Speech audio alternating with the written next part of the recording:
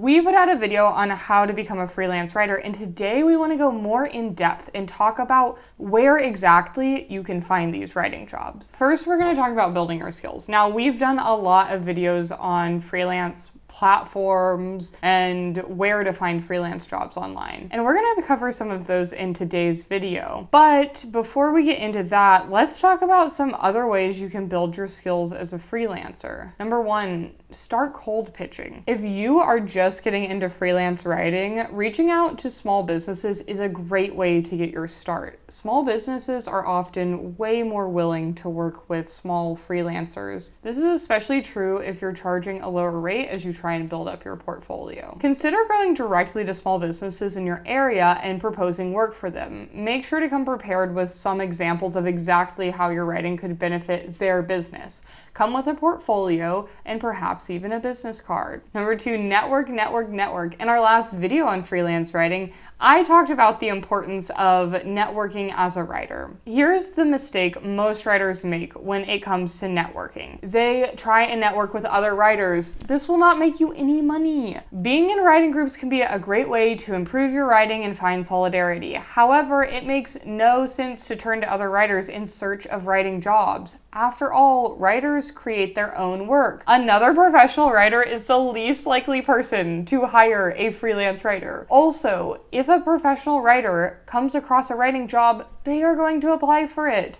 Asking writers to connect you to their own clients is basically like saying, hey, I know you did all the work of finding and building a relationship with this client, but can you let me undercut your rate so that I can make money from them and you don't? It's going to be great because then I don't have to do the work of finding a client myself. You should be networking with people in your niche who don't write and are willing to pay you to write for them. As a writer, you should have a niche or a collection of niches. If you write about tech jobs, join tech networking groups. If you write copy for businesses, join entrepreneurship groups. Network with your clients, not with your competition. Number three, pitch to people you know.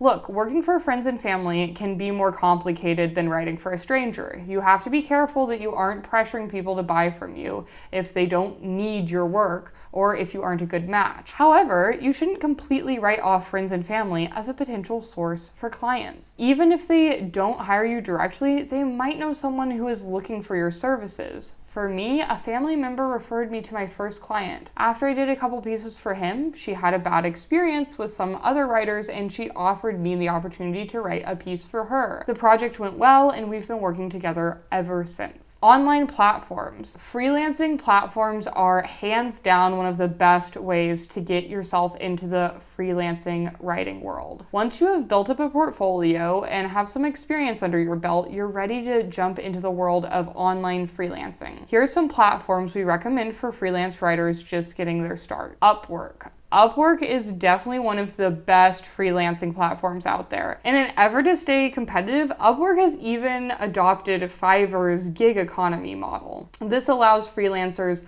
to list their services as packages, and it allows clients to browse those services as if they were products. It also uses an application and bidding system, which allows clients to post jobs and freelancers get to directly apply for the work. So kind of like a traditional job board. Upwork now has kind of integrated in the agency model too, where people directly connect compatible freelancers to potential clients. Upwork also offers a variety of ways to charge. However, I would say that their charging setup is one of the downsides that I see as a writer. Even though you can charge per project, the platform overall definitely tries to push freelancers towards charging per hour. It will ask you to list an hourly rate on your portfolio no matter what type of work you do. As a writer, I have always charged per word. I personally am not a big believer in the model of exchanging money for time. I also think that hourly rates tend to unfairly punish efficiency and reward inefficiency. In my view, clients should pay me for the product I am providing, not for my time. What might take me 2 hours to write could take my client 10 hours or even longer. And even if they were willing to put in the work, some clients might not have the skills to achieve the level of writing that I am able to provide them. That's what they're paying me for. Hopefully one day Upwork will become even more writer-friendly by displaying a per-word rate for writers and not making everyone put an hourly rate on their profile. Despite this small hiccup, Upwork is still one of our top options for freelance writers. And then there's Fiverr. Personally, I think that Fiverr's gig-based system is perfect for writers. On Fiverr, you're able to post gigs to do specific work. And man, can you get specific. A personal favorite Fiverr gig of mine is people who ghostwrite love letters or wedding vows on Fiverr. If there is a type of work that you are looking to do, you can post it on Fiverr. The nice thing about Fiverr's system is that it easily enables writers to charge based on the work they are producing, not the hours. In fact, there isn't really an option to charge hourly. The differentiating factor between a writer's basic, standard, and premium packages on Fiverr typically comes down to three main things: word count, amount of revisions permitted, and turnaround time. For me, this is the perfect setup. A longer word count, multiple revisions, and turnaround time are exactly what clients should be paying extra for. Also, Fiverr makes it super easy to create custom requests and projects. So really, your gigs will often just be a jumping off point for connecting with your clients. You can easily price out your work based on the individual project needs. One last point about Fiverr: it allows you to charge as little as $5, so it's great for beginners who really just want to build their experience. Then there's LinkedIn. LinkedIn has started their own version of a freelancing platform, much like Upwork or Fiverr. That's one option you have when using LinkedIn to find writing jobs. Another option, though, is to contact businesses directly that might need your help. One of my friends did this with his video editing business. He messaged more than 100 individuals about his qualifications and his willingness to do editing work. People have mixed feelings about cold calling, or cold messaging as we can call it now. As long as you are being genuine, emailing people directly offering your services can have positive results. Then there's Facebook. Facebook is the online foundation upon which many small businesses are built. Finding businesses that might need your help on Facebook and reaching out directly to them can be a great way to find potential clients. One limitation of using freelancer platforms like Upwork or Fiverr is that you're only going to have a chance to connect with clients